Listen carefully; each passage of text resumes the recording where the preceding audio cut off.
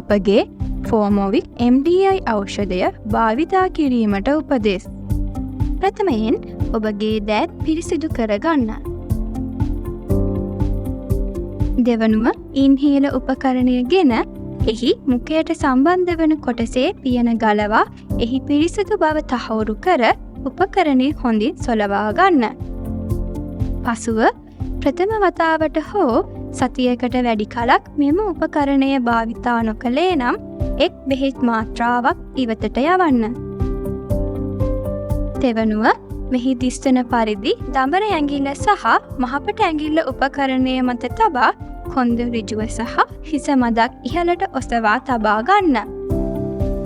ඉන්පසු ගැඹුරු හුස්මක් පිට කර මුඛය තුල තබන කොටස දත් අතර මෘදුව තබා තොල් වලින් වසා ගන්න. ඉන්පසු උපකරණයේ සිලින්ඩාකාර කොටස තද කරමින් ගැඹුරු හුස්මක් ඔබගේ මුඛයෙන් ඉහළට ගන්න. පසුව මුඛය විවෘත නොකරම ඉන්හේලරය මුවින් එළියට ගන්න.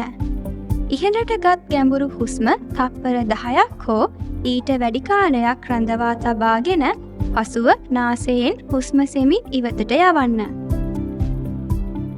ඉන්හීලරය භාවිතයෙන් පසු මද රස්න වතුරෙන් ඔබගේ උගුර සෝදා වතුර ඉවත් කරන්න. උපකරණයද භාවිතයෙන් පසු මුව තබන කොටස පිරිසිදු රෙදි කඩකින් පිස තමා පියන සහිත ආවරණයෙන් වසා පිරිසිදු ස්ථානයක තබන්න. කුඩා ළමුන් සඳහා ඉන්හේල උපකරණය භාවිතා කිරීමට වෛද්‍ය උපදෙස් පරිදි ස්පේසර් උපකරණයක් භාවිතා කළ යුතු වේ. එමෙන්ම ඉන්හේල උපකරණය භාවිතා කිරීමට අපහසු ඕනෑම පුද්ගලයෙකුට මෙම ක්‍රියාවලිය වෛද්‍ය උපදෙස් සහිතව අනුගමනය කළ හැක.